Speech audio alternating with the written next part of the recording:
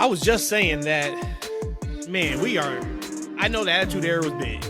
We love the Attitude Era for us that watched wrestling back in the 90s, but even that doesn't touch what we got going on right now. We're recording as NXT is happening. I'm sitting there watching NXT, and I'm like, they ran a promo for SmackDown, I think on Friday, Cody Rhodes and Roman Reigns. And I'm just like, man, anything that you want wrestling-wise, you can get in WWE, and that's it. Anything you want wrestling-wise, you can get in AEW, and that's it. And now, the way NXT is rolling, if you only watched NXT, you would get your wrestling fix. If you watch everything, there has never, ever been a better time to be a wrestling fan. That's not even including ROH. That's not even including TNA. It's not including if you go to Indies when they're in your area. It's just, boy, we are having a incredible time period with wrestling. Do not take it for granted. It is a beautiful, beautiful time. And hopefully you guys are having a beautiful, beautiful day. This is episode, where we at? Was this 117? 117 of the TFW podcast. That's Freakin' Wrestling. I'm your host, Matt, joined by two of the best, craziest folks you ever want to meet. Rhodesia, Eshaun in the house. What would you guys like to start with on this beautiful day? What do you want to talk about? I guess we start there, right? That just sounded so reminiscent of Cody. Cody Rhodes. Cody Rhodes shows he's got some hair on his balls on Monday Night Raw. He clapped back, Eshaun. My man went from crying to cussing. That's what I'm talking about. Eshaun, take it away, man. How did you feel with his promo? Did you like it? Did you feel like that's what he needed coming off of what The Rock did to him this past Friday? Just kind of give us your thoughts, and then Rhodesia, absolutely chime in on what you think. You know, I like that my man Cody, my guy, he did what he needed to do. You know, came out with a very strong promo. I had thought about it maybe like the night before, and I was like, you know what? Here go The Rock. Selfish ass Dwayne Johnson, excuse me. I said his name incorrectly. Selfish ass Dwayne going into business for himself for that babyface promo on SmackDown, trying to F up my main event, trying to get people to sway to his side to take some cheers away from Cody. Your old ass supposed to be playing the heel because you dropped the ball on your Roman in Rock match. Now you want to come up in here and you want to divide the fans. Well, Cody came through and let everybody know what's up. You know, and somebody said it. I don't remember who said it online. They said that if you're a Cody hater, I can't trust you. And if you ain't rocking with Cody at this point, I'm looking at two people on my screen. We got some questions on our friendship. Because this man shows what a star personified in 2024 is. And he shut old man Dwayne up. He shut him up. And now we about to go play some ball for WrestleMania 40. My man came through. Let y'all know what's going on in 2024. I don't even know how to follow something like that. Like, real talk. You said you don't know how to trust us. How can you trust somebody who don't like Cody? Because I don't support a crybaby ass bitch. How about that? Oh boy! Sorry. I just got She went there. Came in a little too high. Sorry, didn't mean to do that. Yeah, bring it down a little bit. You got to build up to that. You got to build up to that. Sorry. Well, the only thing I can say is he needed to have that promo. Again, Cody's been knocking it out of the park these last few promos he had. But earlier in the day when he had Pharaoh in that T-shirt talking about some Rock's cat, that was not it, Chief. Because I don't know if that was supposed to be you calling him a punk. I don't know what it was. So to see what he did on Raw, 2 thumbs up. That's all you got? Yeah. Because then we'll go on more into the show. You just said about Cody's promo. Okay. So on the surface, it was exactly what he needed to do. I even tweeted out yesterday that Cody Rhodes promo was exactly what he needed. Great shit. And it was. For anybody and any of his fans that started feeling a little way about, hey, man, you need to bark back at The Rock. That was perfect for that. Now, if we want to go super, super deep in it, which we don't have to, because we do know he is the top face of the company, et cetera, et cetera. There was a lot missing from that promo. I don't know if anyone watched that promo. To your point, say if there's somebody who by chance was not a Cody fan, I don't think he turned anybody to being a Cody fan on that promo, which he should have. I also don't think he did anything to prove Rock wrong in that promo. So the reason why it was a great promo for him was because it showed that he does have a backbone. Mm-hmm. You're not going to come in and talk about my mom. I'm going to fight fire with fire. You can cuss, I can cuss. And it was great to see that he's just not this straight cookie cutter PG era type person. He can go there if he needs to. But the actual body of the promo, we would, like we've done previously, if we went like line by line and stopped and kind of broke it down, it was a lot of fluff. It wasn't a lot of substance to it. Now, maybe we get that substance on Friday. Because even when Heyman came out, to me, that felt a little disjointed. I know you're trying to do two things at once, right? Because you got Rock, who is playing by his rules. Hey, you got to follow me, and you got to elevate your game to get to where I'm at. And he is absolutely showing where he is in the pecking order of just promos and star appeal and all that kind of stuff. So you got Cody responding to that. And then, of course, Friday, we got the sit down with Roman face to face, which if Cody's smart, he's bringing, I know what he said. He needs to bring Seth and Jey. We know Roman ain't there by himself. The bloodline just don't roll no deep. Like, they are deep. So that should be fun to see. But yeah, it was for me, it was kind of like, okay, you did exactly what you need to do. I was happy to see it. But I was wanting a little bit more. I liked his look, wearing all black. I even said before he came out to cut the promo, I'm like, all right, this is all business tonight. Because he had the all black on, didn't dye his hair. So you got a little bit of the, his regular hair color coming out. So you could just tell the feeling of, all right, what this is going to be. And then I think he even tweeted, I'm not sorry for what I'm about to say, or I'm sorry for what I'm about to say. So there was that level of, okay, he's about to really, really bring it. And to a certain extent, he did. I absolutely enjoyed kind of the fourth wall speaking that he did. He talked about Brian Gord's. He talked about some other things. So overall, it was a really, really, really strong promo. But if we're talking about, hey, did he answer Rock at the level he should have? I think he was just missing just a tiny bit there. What was he missing? I think he didn't answer. He didn't answer him. Like the Rock was talking about his mom, right? And that should have been the moment where it's like, okay, all bets are off. You don't talk about mothers. And when Cody said, you have a mother too, and the crowd popped. I didn't expect him to go at. I didn't expect him to go at. But I was expecting, if you ever talk about my mom again, that's the last thing you're ever going to do. Like it needed to have that feeling of, all right, Cody's now across that line of he's not taking any more disrespect, and watch Rock, you got to watch your back. I think I kind of felt more of after that promo, like, all right, it's going to be interesting to see what Rock says Friday on Instagram. I think yesterday promo was just to show that he has balls. What conflicted me just a tiny bit was he threatened Paul Heyman. And like that to me, caught me a little bit off guard because again, he's a good guy. And you're not supposed to threaten somebody. But again, just really quickly, again, he's trying to show that he has balls. So I was okay with it. If it's fluff, it's fluff. I think for me, it did serve the purpose of addressing Rocky. Not to Rocky's level, again, who we talking about here. But I thought I was fine with it.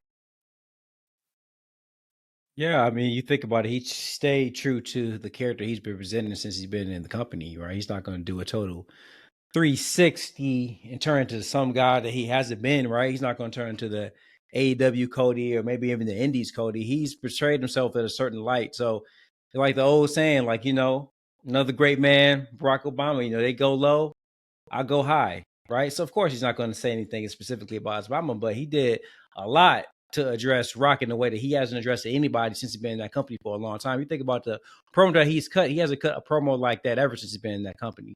So that was a different side that we've never seen. As I said, if you ain't wrong, and the answer to the thing about if you're not a Cody fan, who the fuck isn't a Cody fan? I guess besides you two, because not a lot, but there's a few, and you know that like there's nobody who's 100% fans of anybody. I Of think anybody. there's absolutely a few. Sure. I think, man, there's still a lot of Roman Reigns fans that aren't Cody Rhodes fans. We'll see if they become, Cody fans after the feud. But I absolutely think there's a few people who aren't Cody fans yet. Yeah, not enough that matters, because this man started a revolution that changed into a pay-per-view match that's supposed to be set in stone between a great, right, one of the all-time greats, historic match, right, Rock and Roman, match we've never had, right, and we had enough fan support online and around the world that they answered the call to change that main event, to right the wrong, so we can finish the story at WrestleMania 4. So sure, there's a couple of haters that I just can't rock with you. I'm sorry. I'm questioning friendships at this point. Let's like how you got this man. Let's end the pod right now. I'm questioning friendships. You got save me some time. If you're not a fan of a man taking a young child, putting him in the stands, showing them love and support, going around being a fan favorite, being a positive role model for our youth.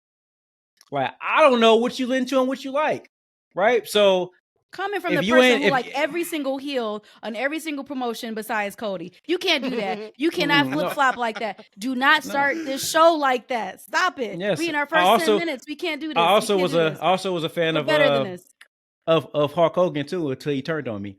And I'll never forget. And here's the thing. And here's what I do know. He's a real my new favorites. Yeah. Here's what I do know. My new favorite will never do that to me. First of all, he's black, so he can't turn against his own culture. like right. So I mean, he could, but I don't think he can. So he already has a one leg up on Hulk Hogan. He has re-inspired me as a man. That, like, you know what? I should be more positive. You know, I should be a better role model to the youth, just as Cody does. So if you ain't down for that, I don't know what you're down for. Because if you down for, bald old men talking about, giving bloody belts to mamas, and you think that's something to do out in these streets, I question your sanity and your well-being. I don't want you around me. If you think that's what we do out in these streets, we talking about mamas and giving them belts and bloody belts and skin belts. What kind of fetish is you on? I don't want no parts of you. If that's what you're into, no, give me the man that's for the kids and the positivity. Yes, sir. Give me that 1,000 times a day. You may have cut a better face promo than Cody did on Monday Night Raw. Nice job, man. I was ready to move on. I was ready to move on. I was going to let him do his thing and just go. Let me. Our guy, Chris Bushman, left a message. He said Cody's promo was good. The language, the pink behind the curtain, the poke at Brian Gertz, something still feels like it's missing here. Maybe too much focus on The Rock instead of Roman. Maybe he should have went in on his mom. I don't know. I'm curious where Friday goes. Shouldn't have touched anything with his mom. Like that would have been completely out of character. Real quick. Like, kind of side eye. I love exactly how he responded to his mother. Because he got me in there when he said, "Oh, Rock, you got a mama too." But he went and said, I respect her. Because we know that Mama Rock is at every single WrestleMania in the front row, not just during Rock's performances or matches, not for Bloodline performances. No, she's there watching the show. We know that she respects the art. So for me, I thought that was a perfect response to Rock's mom. What about his comment on he feels like something's just a little bit missing? I wonder if it's just because he's a face. This is the era. Well, he's talking more of, I think he's talking about maybe just the feud with Rock or with Roman and Cody, because he says something still feels like it's missing. Maybe too much focus on Rock instead of Roman. It has to be that, because I feel that same way with Seth and Drew. And Drew has been telling Seth, the Drew went in and told him just again on Raw, listen, you've spending too much energy on everything other but me. I'm going to win that title from you at Mania. I don't care if after you got beat up, I have to drag you and carry you out to this ring, but I'm winning this title from you. So I think it's just all muddied anyway, because again, we have 2 matches with 4 to 8 to 10 people involved. Yeah, for sure. Rock is the final boss, right? In every sense of the words, but he's on night 1 and night 2. So he's not even the final. He's not really technically the final boss, right? He's like the semi-final boss. But right now, everybody's talking about The Rock. Everybody's responding to The Rock. Because ballhead Dwayne out here taking all the limelight. Don't hate on he the out here. He out here. He out here. I don't think he's hating. I think he's just like it's legit. He's bald headed. Okay, I'm gonna say he's bald. Yeah. I mean, I don't know what you want to say to him. There's some disdain Scalp in check- his voice when he said scalp- bald headed. Scalp check. Yeah, I have a disdain for older black men holding down younger black men. I have a disdain for that. I think he's getting a little worried that Cody may not finish his story at WrestleMania. And Cody brings that up on Raw. Like, I know there's a chance I may not finish the story. I'm not worried about that. I'm not worried about that. And the crowd was like, boo, shut up, bitch. I'm not worried about that. I already told you, if something happens and Cody does not finish his story, I'm just going to be a special AEW ROH TNA correspondent. You guys will just bring me in, and I will just immediately go right into AEW. Hey, Matt, Matt be like, okay, where y'all want to start at? Well, let's talk about that Dynamite. All right. Let's talk about that Rampage. That Rampage was nuts. Hey, we don't have a producer, but we will have one for sure during the WWE comments. It'll be if he you. doesn't finish that story. Yeah. I'll switch over the board and I'll put a new hat on. Boop. Oh Producer. man, Rhodesia, you brought up Drew talking about Seth saying I'll carry you to the ring, right? Mm-hmm. Or dragged him. He's I'll drag you, or I have to carry you because you laid out. I bring you to the ring. Drew tired of Seth. He's so and I'm also close. I'm almost close saying like, shoot, he's tired of him. His responses to Seth on Raw, the look in his eyes on Raw, is disdain. I was like, oh, he is a little disgusted with this guy. Mm-hmm. Yeah. And Seth said it such that he's like, he is that way. He even said it about himself. So that's confidence there that you're able to say it about yourself. But no, Drew is so over him. But Drew is like, listen, it's a done deal. I'm winning the title. So flat out. So and that was a babyface promo too, Drew cut. I felt it was a little baby faces. I just made up word again. Yeah, we're not going to name that right, the podcast. Yeah, you got to figure something else out with that. But yeah, that was a babyface promo from Drew. So he's doing his great work. Bush also said it is hard to buy lean Becky versus Nia. He said same problem I have with Mercedes though. And he basically asked, will we be critical of Mercedes the way we've been critical of Becky's leanness? For me, yes. Because I have been critical of Sasha's leanness for years.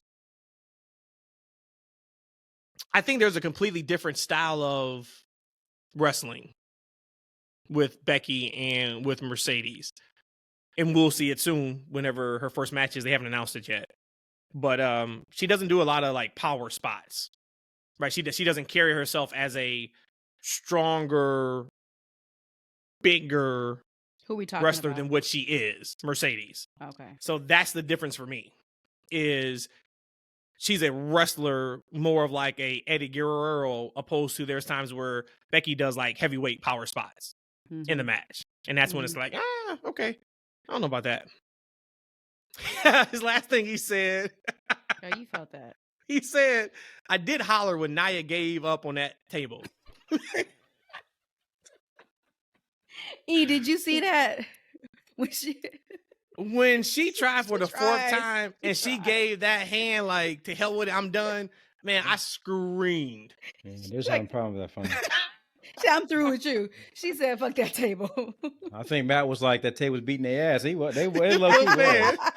Yeah, it was low-key. At first, I thought it was just that Becky couldn't lift the table. This is so not nice.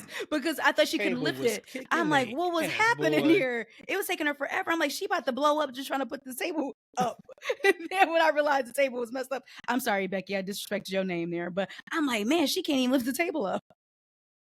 I can feel her in that pain. It's nothing like when you trying to work and your tools ain't working for you. All right, I know it's like, but last thing on the Becky leanness, like I know like I feel like most of those women are little. Like I feel like you look at Liv, or most of them they're like Rhodesia size. I don't think they're that small, but they're like. Sir, but they're at least like 5'1". They're like 5'1". Yeah, they like 5'1". 5'2", you got 5'3". She's about size. I mean, most of these women are like they're smaller women, right? There's not many women that you when Becky's in the ring with outside of like Nia, Rhea. You know what I'm saying? And Becky probably can lift like a Rhea, maybe not Nia. Nia still looks pretty damn good. But I just don't see that many women in WWE period that are like, I'm like, damn, they're that much bigger than her. They might be thicker, but just because you thicker don't mean that she can't lift them, right? Because Big Daddy back in the day was a slender man. I'm out here pushing 200, 250, 300 like it ain't nothing. You benching 300? Or you were benching 300? I was back in the day. Yeah, I don't ask me this year, man. I ain't that boy. No, but for the record, when you were younger, you benched 300? No, don't at least 320. You have to just continue to move. No, we gets on that. We got a homeboy. Move. His name Danielle. He don't listen to the pod. Ask my boy D. He was in there moving weight with me. Yes, actually, I'll tell you a quick story. Go ahead, and I have something for you. We have a quick story. So I was in there with my homeboy, and so he had another dude up in there. He was like a little bit thicker than me, but he was out of shape, cat, right?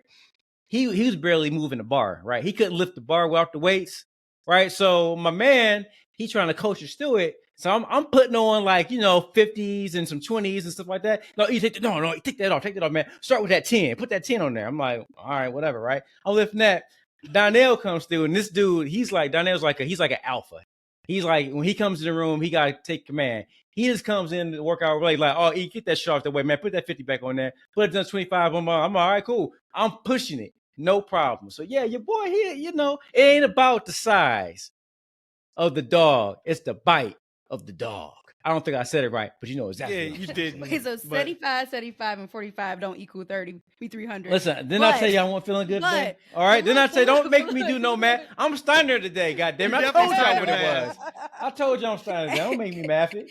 Hey, don't make me math it. When you said that you were putting, you had like 300, you was putting 50s and 50s on them. I was like, you lifting those same weights that Adam Cole was lifting during the MJF and double promo. That's definitely. Oh yeah, that was. He was pumping them out. I'm like, yo. Hey, I think I was in better shape than Adam Cole back in NXT Adam Cole days. He was lean. I got a question for you, E. I got a question for you. Back to Raw. What'd you think about the Uso segment? Uso versus Uso. I enjoyed it. You know what? I also enjoy like when there's different clips on wrestling that really attract my kids' attention. And for some reason, they got really engaged in the Jey versus Jimmy. Okay. I mean, they were perked up their attention to everything. And like Ethan, my oldest, he's 10. He got such a kick out of Jimmy saying, "Big bro." And he kept doing it. He's pumping his chest, "Big bro." Like, "Big bro." I'm like, hey, calm down. He's only 7 minutes older. It's all good. But I liked it. I liked a serious Jimmy, right? Not the comedy figure that we've been seeing for the past 6 months or so since they broke up. When we got a very serious Jimmy. And I actually like the emotion that Jey had early in that match as well. He said, "Hey, look, man, I miss you." Right? But we don't kick it no more. Oh, you talking about in the promo? Mm-hmm. Like, I miss you. But we gotta throw some hands. And we're gonna do it at WrestleMania. It's gonna be a dream match. I love the energy that they brought, but I got a real kick out of my kids enjoying the big bro from Jimmy. They're gonna be saying it all night. I'm big bro. I'm big bro. What hurt my feelings like badly was when Jimmy was like, "You went on and won a tag team championship without me." That one hurt. Because again, now we're talking about heel and face. And what Jimmy said was the truth. What Jimmy said was powerful to me. But I just still feel, and I said this last week and probably an episode before that, I just feel like we probably missed out on several weeks of the two of them and what we could have gotten out of the two of them. But maybe not. Maybe they wouldn't be that good on the mic going back and forth for weeks at each other. But I just really feel like because WrestleMania is what, two SmackDowns 2 weeks now? from Saturday. Yeah, 2 SmackDowns from now. So to me, I just feel like, man, I feel like maybe we possibly missed out on more of that burning of that feud. But here we are, and I'm there for it. But I love how the actual promo exchange between them ended, because it's like, hey, we're about to get it on, and it was almost like the best friends, the people who've been on the road with each other forever. You finally get to wrestle each other. You gonna whoop they butt. So, if we're critical on AEW, well, more E, Rhodesia lets a lot of stuff slide with AEW. We got to be critical in WWE. Yeah. And we love the segment because we love the Usos. Right? There's nothing that Jey or Jimmy could do for us to turn our backs on the Usos. We're that invested in them, like the three of us. But what are we doing? The story don't make sense. The promo didn't make sense. So now let me get this right, Jimmy. You left the bloodline first, or Jimmy or Jey left the bloodline first? Because what I remember was Jimmy super kicking Roman in Saudi in the tag match. So yeah, he didn't leave the bloodline, but if you're kicking the tribal chief, you can't think that everything's all good. He said before, I did it for you. He did say that 6-8 months ago. But he said you left the bloodline. Mm-hmm. He said but he meant when he retired, like when he quit. Remember when he quit after SummerSlam? Yeah, but he still kicked Roman, yeah. Right? And then he said, if you're out, I'm out too. And then he kicked Roman. So they both super kicked Roman. So it's like, this story is very, very convoluted. Once again, the match is going to be fantastic. I do think this is going to be one of the matches of the weekend. And we're going to be like, man, they killed it. We know they're going to kill it. But this story leaves a lot to be desired. Mm-hmm. And I do think that maybe from a story perspective, I think we've seen the bulk of it. Like, I don't think we're going to get a crazy segment with them like on SmackDown or on Raw. I think they'll be involved in some more segments, but I think this was like the meat. Okay, hey, this is go out there and sell your WrestleMania match. And that was what we got. I was just kind of like, all right, like, I love them, but if we are going to be telling the truth, like, fun. I like the emotion, but just what they were saying, I was like, this doesn't match to what we've seen already. No argument. It's not as bad as Jinder versus Seth, but in comparisons to what we're getting on this WrestleMania card, we knew it was going to be lackluster kind of to begin with, right? Because they haven't really done much to kind of really hype their feud, right? Mm-hmm. This is the first face-to-face they've had. Mm-hmm. They haven't had much interaction at all. We knew for the past year that they wanted this match. It's something they really want to do together, a WrestleMania match against each other. And this is where they're getting. I just don't think it's a big enough deal with everything going on that it's something that I'm paying attention to. Like, I'm not super, like that segment didn't make me any more excited than I was before. Like, I'm sure this is going to be a good match. I'm super invested in Jimmy. Okay. I'm sorry, in Jey, excuse me. I'm super invested in Jey, but I'm not super invested in seeing them against each other. I think it goes for, I think that's the opinion of most people. I'd agree. I mean, well, I was happy so once again, because we love the Usos so much, I was happy for them to get that spot. So I'm more watching it like smiling, like, man, I'm happy they're able to go out there and use their real life emotion because they're like brothers to like sell. They're about to wrestle a match in WrestleMania. So from that perspective, I'm excited. But to your point, like that promo segment didn't finish, and I was like, ooh, you know what, man? That Jey and Jimmy, I'm more excited now to see that than anything else on the card. That wasn't the case. That's why but it was good. We had more time. Yeah, the actual segment was okay, but just what the story was telling was like, the IC title match. We got the contract signing between Gunther and Sami. Gunther's doing Gunther things, of course. Eric, our guy Eric, sent a message and said Sami versus Gunther versus Gable, US, or he said Intercontinental 3-way match. And I said they won't add Gable to the match. That's not the story they're trying to tell after seeing how tonight went down. And then I put, and because there's already too many multi-person matches planned for Mania. Like, I don't want any more. The most important one yet. They haven't named the most important one. That's the reason. Not named the most important one yet. Okay, relax. We're not speaking on that match until it's official. And they'll do it on the SmackDown beforehand. But I hope they put on Mania for y'all. Because y'all hate on it so much. It's not happening. We still got a lot of people that don't have matches. And that match ain't the match that you're talking about. It ain't the match you're talking about. So anyway, thoughts on now it is going to be Sami versus Gunther 1-on-1. We know Chad's not involved. But I guess more importantly, how'd you guys like the story of what Chade Gable said? And I loved it. He told Sami, like, dude, you can't beat Gunther.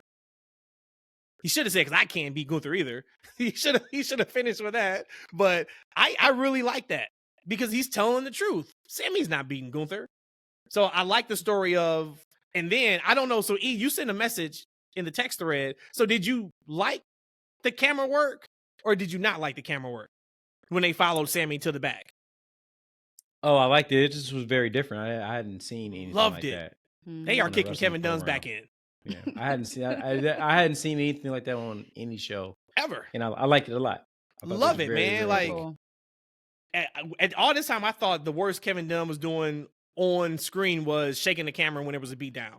Now I know this man was, we were in poverty all these years. Like, if they can figure this out and do little tweaks every single week, change something up, I loved it. I absolutely loved that one shot of just following him all the way to the back, him being upset and then going right into R-Truth and The Miz. But what you guys think about the story they're telling now of Chade Gable telling Sami, like, dude, you can't beat him? That first part of your question, my feelings are the exact same. How I feel about Sami and Gunther, that this is just to give somebody at Mania and then Gable to take it off afterwards. As far as maybe Gable, what he said, again, I loved it too. I've noticed over these last few Raws, Gable has been dressed up more like in a button-down shirt. He looks like Gunther. He looks like he's a champion. Whereas even Sami and Gunther called Sami out on it. He's like, look at me and look at you. Like right now, what are we talking about here? He's like, what are we talking about? You're not going to beat me. So again, for me, I still feel, and I know there's a whole bunch of people say we want Gable. I still feel the money at Mania is Sami versus Gunther. But I also don't want Sami winning because I don't believe Sami is a person to say disrobe him. That's not the word I should use there. Damn, to take the belt off of him. I think we should disrobe him.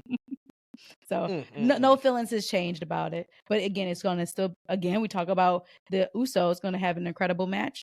Again, Sami and Gunther, I think is going to have an incredible match. I thought it was interesting character work they did with Gable on that show. I don't think he came across ultra likable in his scenes with Sami. No, I'd agree. I think he might have came across a little. I don't want to say like a hater, but and I wonder was that by the fault a little bit. I think his attitude and disposition in those scenes kind of helped quiet those Gable chants that they had going on. Because he didn't come out, he wasn't he didn't sound like a good sport about it. He wasn't trying to, be the kind of the good guy. He's like, man, look, you can't beat him. And he kind of just walked away, right? He did like this. He did like the same walk away, like both times too. Just kind of like, you can't beat him. Walk, walk, walk, walk. Next segment, you can't beat him. Walk, walk, walk, walk. So just for me, I was like, oh, this is they're trying to get the cool Gable down a little bit in these segments. That's an interesting way to looking at it. I didn't take it that way. I took it more of a realistic approach, just because Gunther has not lost in 2+ years. You can't beat him. Like, there's nothing that Sami Zayn has shown on this particular run, right, in the last 3-4 months or so. It's like, oh, you're gonna unseat Gunther as the Intercontinental champion. No, Rhodesia, he's not talking about disrobing. The hell, disrobing him of the belt. But listen, I do have just 2 quick things on Raw. One, I think what we should do before Mania is we should come up with the best reason or the best thing R-Truth is going to do at Mania to be truthish. So I think we should come up with a gimmick or something that's going to happen. Does he not show up at Mania with something? We should come up with something there. And Julian Creed with that from seated position. Actually, I have to get the exact name of it. Yep. It's called suplex. A vertical suplex. Yep. So that is just from the seated position. He was on his button, and granted, there's a lot of work Gargano's got to do in that move also. But to have that strength to go from a seated position straight up in a suplex, I mean, those boys are wild, and that's why I was irritated when they announced they were going against each other. I personally wanted both of them in that ladder match. Yep, me too. But no, that was great. That was it that I have for Raw. I don't know what else y'all have on Raw. Hey, just real quick back to Gable and Sammy. Like, what Gable was telling Sammy is like, hey, you can't beat him, but I can. And going back to that DIY versus the Creed, I was checked out of most of that match. Like, I'm not really, I haven't been into DIY since they reunited on Raw. Big fan of theirs in NXT, but for some reason, something has just been missing for me. Completely the Creed different brothers. Starts The with that Creed music. brothers. That's why. Man, they're a great talent, but they're missing something for me. And I'm not really about those long Raw matches when it's just a good match. But however, it stayed on for quite some time, and then the longer it was on, the more I kept watching, and I kept watching, and then by like the last maybe like a couple minutes of the match, I really got into it. I thought that was a really good match for what I saw. I'm not gonna say I'm not sure how long the actual match was, but I feel like I watched about a good solid 5 minutes of the match. And I was like, man, these guys are going. This is a really good match. I really enjoyed the finish. So kudos to those guys. I want to check out what DIY does at Mania. You guys think this match is gonna be good? Yes. I don't think there's a match on that card that's not going to be good.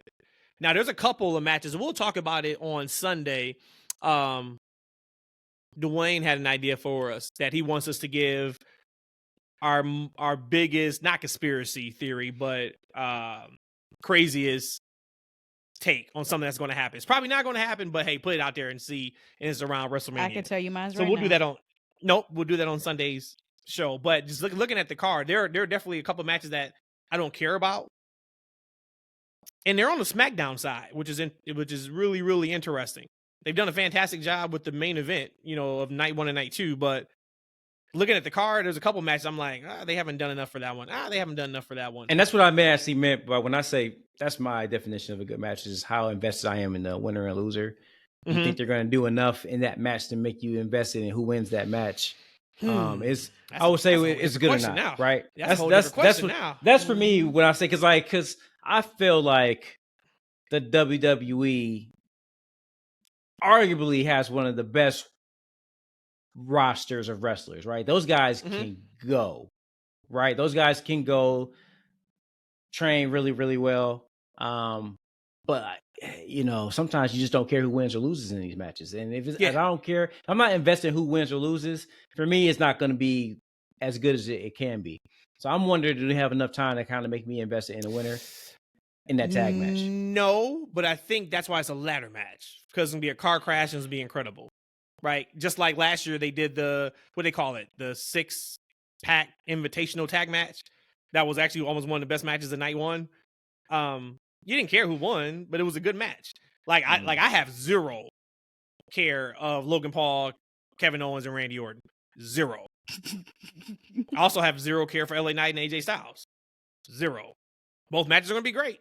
We're going to be entertaining, but in terms of that emotional investment piece, and they still have 2 weeks, but I don't care. I'm there for the Logan US title match.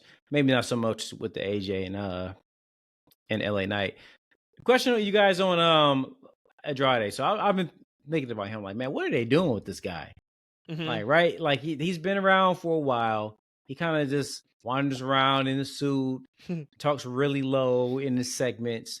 And I'm like, man, this guy is just missing something. Oh, I know what he's missing. He's missing Selena Vega. He's missing Selena.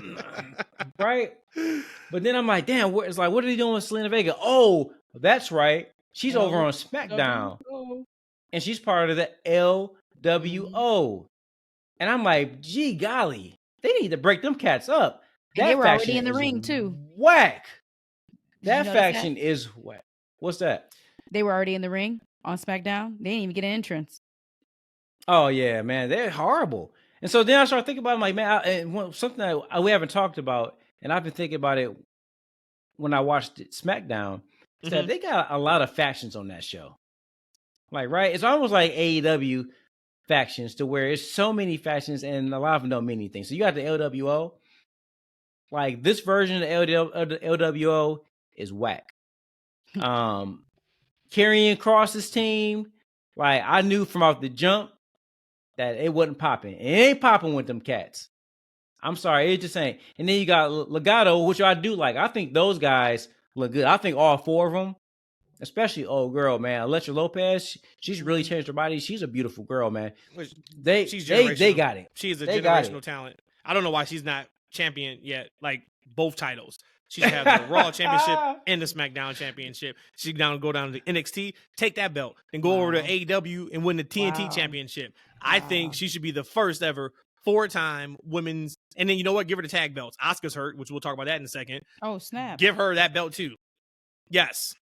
She's great. I remember Rhodesia. I actually sent Matt. This is years ago. This might have been during the pandemic time.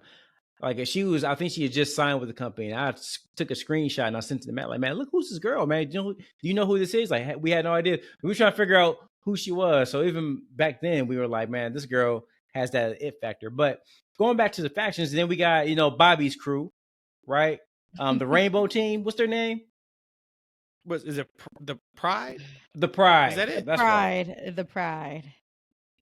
I knew it was something with the rainbow. Whatever, but it's Pride. It's Pride. So what? So are you saying you just don't like factions? Are you saying the factions they have suck? Are you? What are you saying? What are you saying? They got so many factions for a 2-hour show, and I just don't think most of them mean anything, man. Am I alone on that? Do you feel like there's too many factions on SmackDown? So here it is, and this is a testament to Triple H's creative right now. They've done such a good job with their long form storytelling. There's not space for them right now. So you talked about Andrade, right? The story is already baked with Judgment Day. Like there's nowhere for him to fit right now. It was great for the Rumble. But now, okay, you got to kind of wait until after Mania to get where he needs to get to. Same thing with Jade. I think that's why we haven't seen Jade. Like, yes, we're going to have her at the Rumble, but there's not a spot for her. Our women's title matches are already baked. We know what we're doing with Damage Control. Okay, you got to just now put them where they belong. It was somebody, Braun Breaker. He's another one. When I was watching NXT earlier, he was cutting a promo against Tozawa and I forgot his name. Otis. Big boy. Yep. Yeah, and they were talking about next week they're going to do a tag match, and then they beat them. Then Alpha Academy gets to go to Stand Deliver in like their multi tag match. And I was like, they debuted Braun Breaker like 3 weeks ago on SmackDown. Unless they do the aforementioned match that we won't name until it becomes official because it's Rhodesia's favorite match of all time. Would you call it the aforementioned match? What'd you say? He doesn't fit on SmackDown yet right now before WrestleMania. So I think that's what it is, man. I think they're in a spot where there's a lot of talent. And okay, this is where we are. I think we'll feel differently after WrestleMania. I do. And then I think that's you'll be able to tell then like, okay, who's really got a future as constructed and who doesn't. Because we've only seen Karrion's group. I know you're not high on them, but I think we've seen them a legit 3 times. That's not a lot. And they haven't done much in that short period of time. And that just goes back to with Andrade. I feel like he's when I watched him in AEW, and then as I'm watching him now, I'm like, he's missing something. And that something is Selena Vega to me. Yeah. So in the LWO thing isn't working. And I think it'll be very valuable for them to reunite Selena and Andrade again. Because she was great as a mouthpiece for her.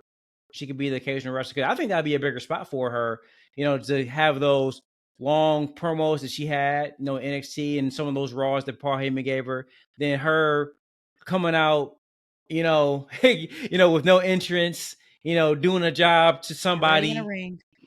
Already in the ring, right? Like she can, like Andrade can go in the ring. He can go like a main eventer, right?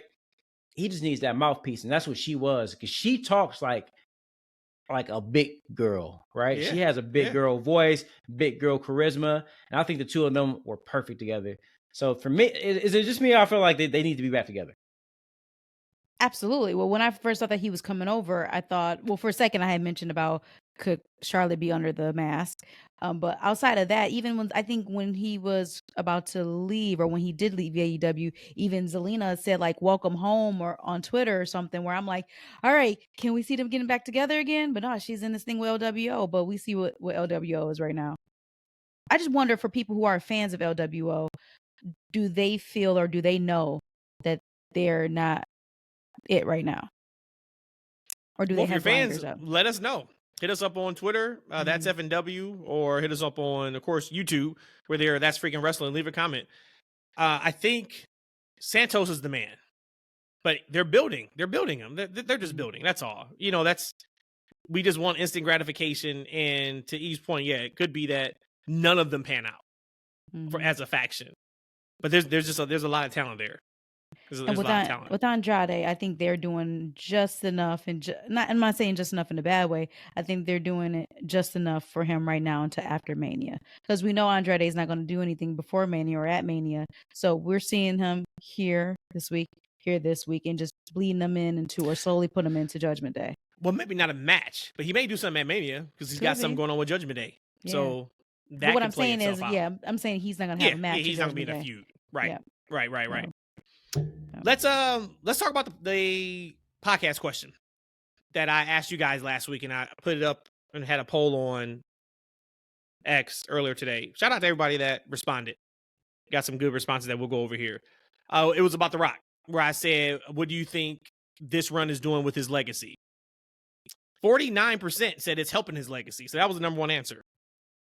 40% said it's not changing his legacy at all. And 11% said it's hurting his legacy. So that's got to be E and some of the other Cody crybabies who picked that one, because I can't imagine someone saying that it's hurting his legacy. I want to go over a few of the comments. Sean McAllister said his legacy changed when he was brought onto the board and got control of all of his name and trademarks, but we are witnessing some of the best promo work. This may be his last run. So yeah, if you're literally talking legacy, Sean, you're right. My man is on the board of TKO, 100%. Absolutely. A few other comments. Let's see. Billy Mays, our guy. He said, at first it felt like it could easily hurt his legacy, but he was able to pivot in such a way that it now seems that to be undeniably adding to it. Where do you guys have it? Do you have this run hurting, helping, or not changing? For wrestling is absolutely, again, I don't want to use the word helping because he already has a legendary career, but this is increasing that. Now, my worry and my concern was him talking about dogs, him calling him a bitch, and all this F your story. I thought more like for his deals and his public persona outside of wrestling that it would hurt him. But I guess he's like, he got $30 million for all this? So he's probably like, well, whatever. I still got paid. But to me, I would have thought it's hurting him outside of wrestling. But if we're talking about purely wrestling, yeah, this is just again shooting up higher and higher. His legacy in wrestling just keep rising and rising and rising. So you got it's helping. Mm-hmm. E, what you got? You got it's helping or it's not changing? I think it's helping rebuild who Rock is for today's audience. I think a lot of people might have forgot The Rock because he hasn't been around in a long ass time, and we got a lot of new fans that's probably never experienced The Rock, right? So, like I said, somebody said that The Rock was Uncle's wrestler, right? Like that's who he was, right? Like a lot of them they've never experienced The Rock, so they're getting a dose of personality and charisma that they've never seen before. So, I definitely think if it's helping it, I don't see how it will actually hurt because like the type of charisma and vibes that he's giving is exactly what people do on social media. Like people love that kind of stuff. Like, right. He's not doing anything like out of the ordinary, right? Like if anything, like they might be ready to make this man run for president with the amount of vulgar and the shit talking that he's been doing, right? People love that kind of stuff. So I don't see how in today's world he can hurt himself at all. The only way he can hurt is if the match completely bombs. I think maybe that's the only way it would hurt his legacy. Our guy Ryan from the Parallax Effect. Shout out to Ryan. He said, those of us who experienced The Rock during the Attitude Era know exactly who he is and what he's meant to wrestling. This current run he's doing would be right by his family, ultimately elevating the tribal chief. Agree. Big Boss, what's up, sir? He said it's further cementing his legacy. His character is timeless and resonates with the generation old and new. Furthermore, his willingness to be able to pivot on a dime based on WWE Universe feedback shows why he's still one of the all-time greats. I think that's another part of it too. Like legit, if this was not the original plan and this is the pivot and it's this good. Now, granted, we probably think the pivot is better than what the original story was, but that takes talent. That takes talent around him. That takes talent through him to be able to tell the story and get us engaged. Eric says the way he can switch from heel to face shows why he's one of the GOATs. Arizona was a classic heel Rock promo. Memphis was a total face promo with the Rock concert. And that's a big one too. Brandon James said this run is just showing how all-time great the Rock is. His promos are fire and his presentation is amazing. As a Dwayne Johnson fan, his work doesn't even take into account how busy he is. Tequila, UFL, TKO, and movies. Just crazy. Anyone else would mail it in. Bushman says, I want his return and the Netflix deal to be the hammer that breaks down the PG era. That, while understandable, has been held the talent back, in my opinion. Do you guys think that they're going to make it a concerted effort when they go to Netflix to do TV-14? When I say concerted effort, they don't have to worry about PG standards. So if they went TV-14, they'll be able to not have to bleep out holy shit when the crowd chants that. But do you think they're going to make an effort to legit go to TV-14? So a little bit more, risque, maybe a little bit more leniency in promo language? Or do you think they're going to kind of still stick to being on the higher end of PG television? I would hope that they stay on the higher end of PG television. We've seen that it's a slippery slope when it comes to being able to just talk. Reckless is the word I'm going to use for now. Kind of like with AEW, they can cuss and cuss. And a lot of times people rely on of cussing to make them pop.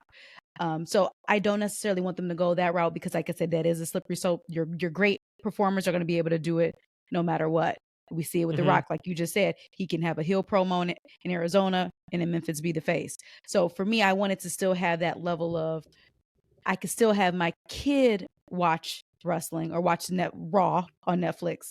But yeah, I know that it might have some extra cuss words in there.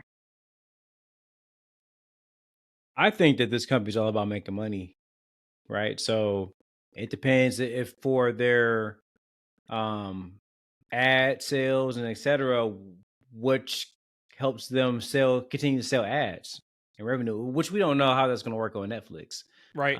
But for me, whatever makes more sense financially for them, right? Because I know that in the past, it was easier to sell ads for a PG company than it was to a TV-14 company.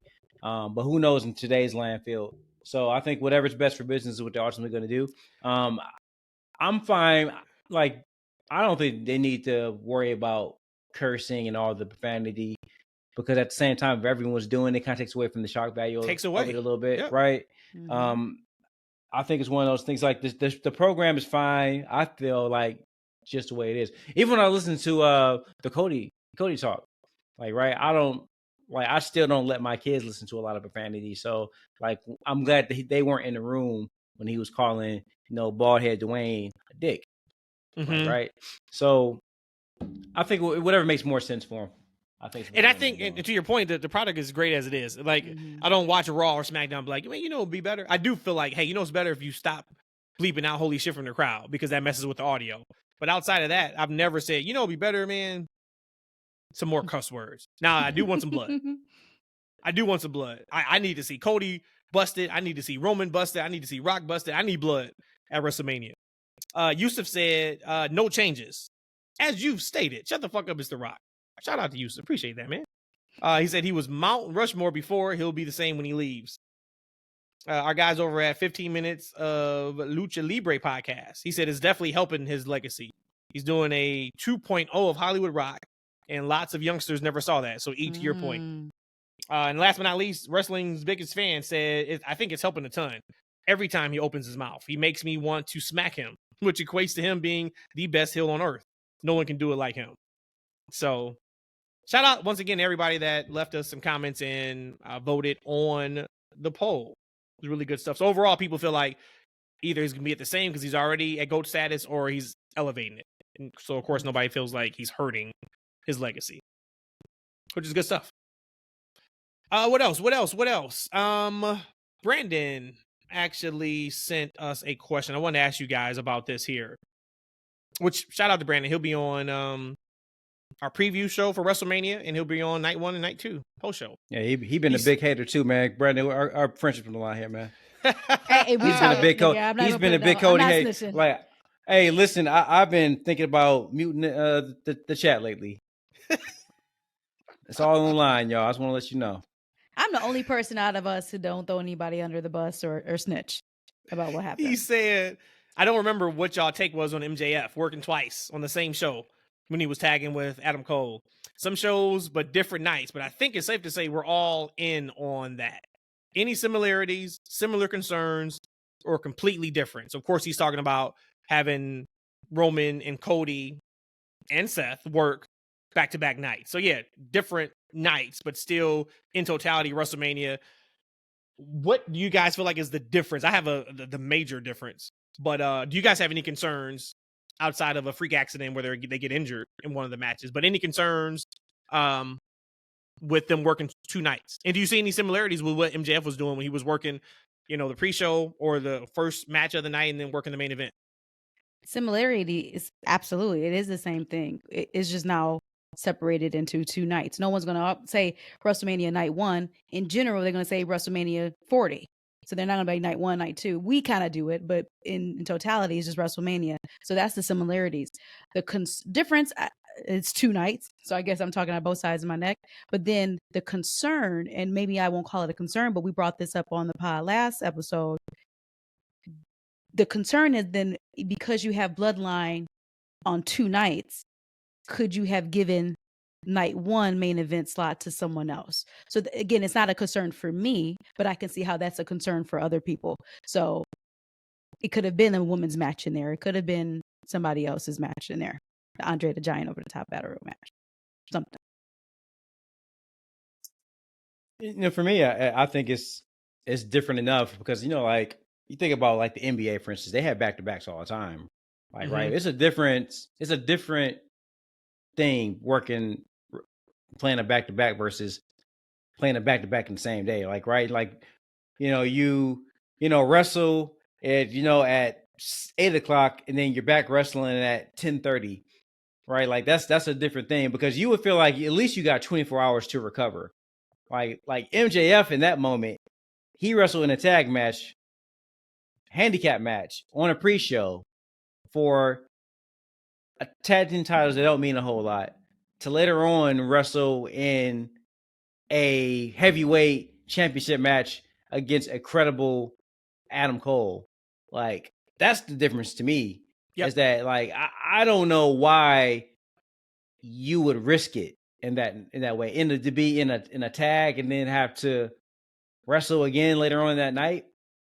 Like that's the difference to me. At least you get 24 hours to recoup. And they're against each other too. Like, right. I don't know. Another part too, they're both massive matches. Like, okay, everybody who's working is either in the main event of night 2 or they're in the co-main event of night 2 of WrestleMania. Right. Like, so with like, and it's never been and it was never about them working twice in one day. I'm a kid of King of the Ring. Original King of the Ring, where they worked 3 or 4 matches in one day. Tournament. I remember, I remember. I think it was WrestleMania 10, right? Brett Owen started the show, and then Brett was in the main event. He worked twice. The main, and you said it, E, was you had MJF working in a pre-match or first match of the card for ROH tag titles when he's the AEW champion. It's like that's not needed, but I'm sure if the story would have went the way they wanted to, and Cole didn't get hurt, and et cetera, they would have been able to point to, I've been working on you this entire time and making you, whatever. But I think that's the difference. But I would love to hear anybody else's feelings on if you feel like it's the exact same or if you feel like it's different. I was talking about my concern about the women and maybe could they have main evented. So, and now we're asking all these questions. I'll just ask you a question that's kind of been on my mind. On Dynamite, when Mercedes debuted, she made a comment talking about how she was a leader of the Evolution. What are you talking about right now? A question I'm asking y'all. You said we had a conversation about the women main eventing. Well, just right there, Yeah, when I just said my left it. concern, I said I voiced that a concern of mine of that question that Brandon asked was possibly maybe women having that main event spot. Keep up. Got you. Keep Okay. up. Keep up. Keep Well, up. yeah, I keep mean, up. no, you said it as Keep if up. everybody knew what you were talking about. I And just said it. That was the last thing that Yeah. I personally said. So if somebody was I don't paying think so. attention to me, I it don't would have think been the last thing they heard me say. I wasn't paying attention. Okay. So are you paying attention now? I was looking at Twitter. My God. We got a couple of new followers just since we started the podcast. So shout out to y'all. I don't even want to ask my question. We should have way more than we got 1,926. We should have been past like 3,000 followers. Shout out to everybody who does follow the Twitter. But You know how many followers I have? No, I don't. Oh, okay. You don't put the work in. You don't do anything on the Twitter except for liking and retweet. It'd be too much. Like That's I what you don't do. even understand what be happening. We are moving up on YouTube though. So shout out to everybody who has on YouTube. We are now at 422 subscribers. I think a couple weeks ago I said we're close to 500. No, that was a lie. We were close to 400. We were at like 394. But now we're on the march to 500. So everybody just follow everything, right? Put your bell notifications on. Follow us. Just do what you need to do. Help us, man. Help us help you. I'm sorry. Rhodesia, go ahead. I still like to know the question. I kind of feel like I don't want to ask it anymore. I think I should leave it as just like for next week. No, you were saying the issue and the worry about Mercedes is you worried she's going to work twice a night and not be able to main event and WrestleMania. Go by Sasha Bank for one night and I would show up at Royal Rumble the next year. My girl moving. She's moving business though. They sold over 1,000 tickets for Dynamite this week since she was officially there.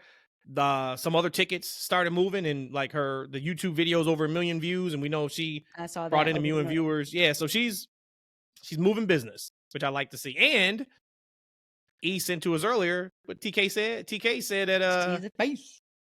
She can be the face of AEW. She better be making $800 million a year. I would hope so. But she absolutely should be the face of that company. Absolutely. Rhodesia, please. She had mentioned on her debut that she led the evolution. So it had me thinking. Then there's no doubt now, just even what Tony said, her being the face of AEW, there's no doubt that she's going to be the revolution leader of AEW for the women division. We know that's her division. We know that's her company. But do you think it's fair for her to say that she led the evolution in WWE? Considering a number of different things. Some people can argue Nikki Bella led it. Charlotte Flair. Do you think it's fair for her to say that? Or do you think it's more of just the time period of when she was in the Four Horsewomen? For me, it definitely was the Four Horsewomen in NXT that led that spark. Because if I'm not mistaken, in NXT, women were getting, of course, like 10, 15, 20, 25-minute matches, right, in NXT for championships. And they're main eventing the end of the shows, things of that nature. They weren't doing none of that on the main roster. Nikki Bella and the Bellas and all them gals, they still was wrestling them 5-minute yonders like back then, right? And I know that the talk was like, oh, in NXT, the women they're letting them go. I don't believe it wasn't until those women, Becky, Charlotte, Sasha, went up to the main roster to where things kind of started changing. And of course, the Bellas and some others were ready to go with them, right? But the catalyst definitely wasn't NXT, and Sasha, Charlotte, Bayley, and Becky. I don't think Becky wasn't Becky. Becky was like kind of the fourth member, right, to me back then. It definitely was those three, because I remember those matches that Bayley and Sasha were having together, and they were like some bangers. So definitely she was one of I don't know want to say she was the leader, but she definitely was one of them way back when. Yeah, I don't think you come out and say, hey, I was a part of. I think you come out and say that you were, because she was the four, or like all of them can say it. I think Becky can say it. Say if like Becky left or she was doing a interview somewhere, I think she can say it. Bayley can say it. Charlotte can say it. And I think, Mercedes can say it. I didn't have a problem with that at all. I actually liked her putting the onus on that, saying that, hey, I was able to do this revolution here. I'm going to do the same thing where I'm at right now. So I appreciate it. So you felt more like she said that so that now she can be held accountable. Like when people say I'm about to go on this diet and I'm ready to lose so much weight, now you have to actually show and prove. You feel like that? Yes, because when she had that interview, which was a great sit-down interview, I know it's on YouTube, with Renee. I guess it was done right after Big Business. And she talked about a lot of that stuff. And she kind of said, like, this is going to go global. Like, we're able to take this in all the different parts of the country, which when she said, I was kind of like, well, WWE tours in other parts of the country too. But I think she's talking about going to work still in Japan, her going to work still in Mexico, her still going to work in, you know, these other countries. So this will be a revolution for AEW. And then something else she said too, because we're so, I don't think about like gender the way the world still looks at gender. She made a comment, not Jinder Mahal, like male, female. She made a comment of like a woman's, you know, had 9,000 people show up to this arena on just a rumor. We never officially said I was going to be at Big Business, and they showed up for me, for a woman, little old me. And I was like, damn, I guess that still is a thing. There still is that perception of people that women can't do things that guys can do and can't do it better. And the majority of times they do it better than we do with similar tools or lack of tools. So it kind of just blew me away because I didn't look at it like that. I just looked at it as your Mercedes Moné, a.k.a. Sasha Banks, one of the biggest stars in wrestling. They shouldn't be here to see you. But when you're in it and you feel like, I remember being in it when the women, to your point, the Bellas, which I think if you look back at, we've been to many WrestleManias and been to Access and see just the people who were dressed as the Bellas. They were one of the most popular figures in wrestling with that fan base. They are probably the ones that if you had to say like, if somebody really put women on the map, who was it? You would start with the Bellas and you would start with Total Divas. I would absolutely that whole thing. Nikki. But it was divas, right? Like they couldn't even punch when they first started working. Everything was, you know, grab hair. Oh, you can't do moves off the top rope. You know, they were stuck to that, pillow fights and lingerie and stuff. But then when you get to the Four Horsewomen, they're like, no, we're wrestling. We're working like the men. So I do think it's like part one, part two. But yeah, I don't have a problem with her saying that at all. I don't have a problem with it at all either. And I'm glad you kind of articulated maybe what I was feeling inside. Like this is her putting the company, not just the women's division, but the company on her back. But I did take a little bit like, wait. I was like, man, no, Nikki was the ish. Like you said, to the point of every little girl in that crowd was dressed like the divas, dressed like the Bellas. And you know me, I don't know if E knew this about me. I hated the Divas Championship. I hated the word diva because I am a bit of a feminist, and I've always felt like, no, they can wrestle. Let them wrestle. I've always felt that way. So I'm not, being flippy floppy here. I actually hated that word diva in a Divas Championship. But I really felt like Nikki was the leader or led or at least planted or cut the grass of this path that we saw with NXT. Because you had people like Hunter, your William Regal, who allowed them to wrestle, and they were able to bring that up into WWE RAW and SmackDown. Sure. Yeah. Good stuff. Yeah. I guess lastly, Asuka. Asuka is injured, crossing our fingers. We haven't heard yet how bad it is, but she hurt her knee. And it looked like, if you go back and watch SmackDown, she hurt it by jumping off the apron. So she hurt it before the physicality really got started. She was limping, and then they pulled her off the house shows. Damn. It's crazy because, and think about it, they're on a much lighter schedule. Raquel has also been pulled off of the WWE roster. So thoughts to her too. Yeah, we know like she's dealing with, her health situation, but it looks like she's off the roster currently. I went and looked, and yes, we got Liv Morgan back now. We got Rey Mysterio back. We got Seth, and we got Dakota back. But just a month ago, they all were out. Listen to the rest of this list of injuries right now in WWE. Big E, Braun Strowman, Sonya Deville, Sheamus, Charlotte, Shotzi, CM Punk, Eric from the Viking Raiders. And that's not even including NXT. Cora Jade, Wesley, Wendy Chu. This goes back to, man, this is a hard business. Mm-hmm. So hopefully everybody gets healthy and gets back. But I know a lot of times, people get injured and we kind of, all right, next person up. And that's just the way business is. We know that outside of work, if, you got to fire somebody or you get promoted or you get another job, okay, we got to plug somebody else in. But this injury bug. I don't even want to call it a bug. It's just people just getting injured. It's just the business. But it's crazy that, it's just, it sucks because a lot of those injuries did not come from some crazy high spot that didn't go right, and now they're injured. It's just the wear and tear. So shout out to everybody. Hope they are all good. But that's kind of crazy. Mhm. All right, y'all. Well, that's it. That is a Rizzle Rap Pizzle Pat. I said on Sunday we're going to talk about the bold WrestleMania 40 predictions. So we will do that. If you guys have some, send them in, and we will read them on the podcast. So once again, we can't do that until they announce my match. Okay, then that would be your bold prediction. Is your match is on the actual show, because that ain't happening. So make that your bold prediction. Okay, but if anybody else has a bold prediction, I have another. You probably know it ain't gonna happen, but something that you would love to see, and we will talk about it. That should be fun. I got a couple of them, and none of them are Roman Reigns beating Cody Rhodes, because I do value my friendship with E. I don't want him just to not be on the podcast. I'm gonna spin it back on E. If me hating on Cody is what divides us as our relationship, then what did that say about our relationship to begin with? It was built on the love of... It is. It is what it is. It is what it is. We out here, y'all. See y'all on Sunday. Peace.